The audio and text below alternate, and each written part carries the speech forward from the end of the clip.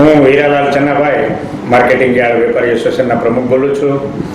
આજે આ પ્રતિનિધિઓ મળવા આવ્યા છે તો એ બાબતે મારે એવી રજૂઆત કરવાની છે કે જે આ હમણાં ગવર્મેન્ટે નવા બધા નિયમો કર્યા છે એ બાબતે માર્કેટિંગ યાર્ડમાં ખેડૂતો જે માલ ભરીને આવે છે અને તેમને પોતાની મુશ્કેલી જે મજૂરી ચૂકવવી, પરચું ખરીદી કરવી, ગામના ઝીણા મોટા કામો એ બાબતે રોકડ રકમ માગે છે પણ અમે આપી શકતા નથી. અને અત્યારની પરિસ્થિતિએ બેંક પણ અમને 8 દિવસે 25,000 રૂપિયા માંડ આપી શકે છે અને એમાં કોઈ બેંક તો એવું પણ નથી આપતી, જેથી કરીને ખેડૂતો નારાજ થાય છે, કામની બધી ગૂંચવણો થાય છે. માનો કે મારે ત્યાં 5 ગ્રાહક આવ્યા, 50,000 કે લાખ રૂપિયાનો માલ ભરીને આવ્યા છે અને એના માટે એમને પૈસા જોઈએ છે 5 કે 10,000 રૂપિયા.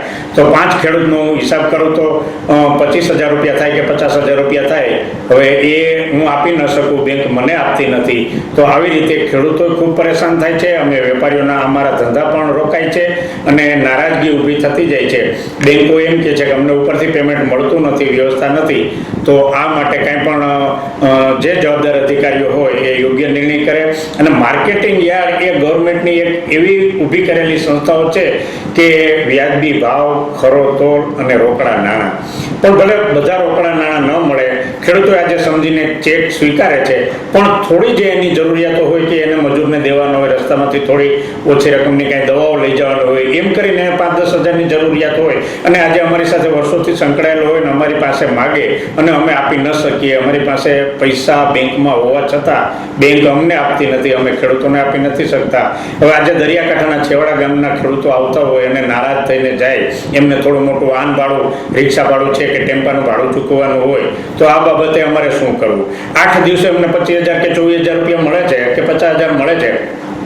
તો એ બાબતે 8 દિવસના અમે 4-4, 5-5 ખેડૂત ગણી તો 40 ખેડૂત અમારે ત્યાં થાય અને એ 5-5 હજાર માગે તો 2 લાખ રૂપિયા થાય. તો હવે 5,000 માગે, આજે 50,000 કે લાખ રૂપિયાનો માલ ભરીને જે ખેડૂત આવ્યો હોય અને વર્ષોનો અમારો સંબંધ હોય તો એ 5,000 રૂપિયા અમે ન આપી શકીએ અને એનું કામ ન થાય તો આમાં નારાજગી ઊભી થાય છે. ગવર્મેન્ટ સામે નારાજગી ઊભી થાય છે, આ નિયમો સામે નારાજગી ઊભી થાય છે.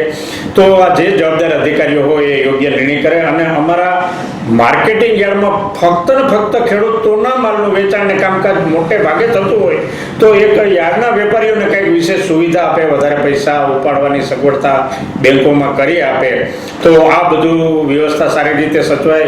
અત્યારે શિયાળો પાકની સિઝન છે, વાવેતર કરવાની, તો ખેડૂતો બિચારા ભાગમદોડ કરે છે અને જેટલું સારું વાવેતર અને જેટલું સારું ઉત્પાદન થાય એ આપણા દેશના બધા નાગરિકોના હિતમાં છે, ગવર્મેન્ટના હિતમાં છે, સંસ્થાઓના હિતમાં છે.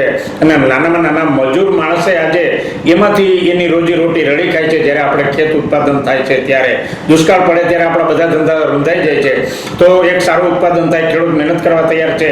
પાછોતરા વરસાદના હિસાબે થોડા પાણી થયા છે, લાઇટની વ્યવસ્થા 8-10 કલાકની સારી છે, તો થોડોક આ રોકડ વ્યવહારની કંઈક વ્યવસ્થા સારી થઈ જાય તો ઉત્પાદન વધે, ખેડૂત ખુશ થાય અને આપણી અર્થવ્યવસ્થા સારી રહે અને ગવર્મેન્ટે જે આ કાંઈ નિયમો કર્યા છે એ જળવાઈ રહે, એવી મારી એક ખાસ રજૂઆત છે.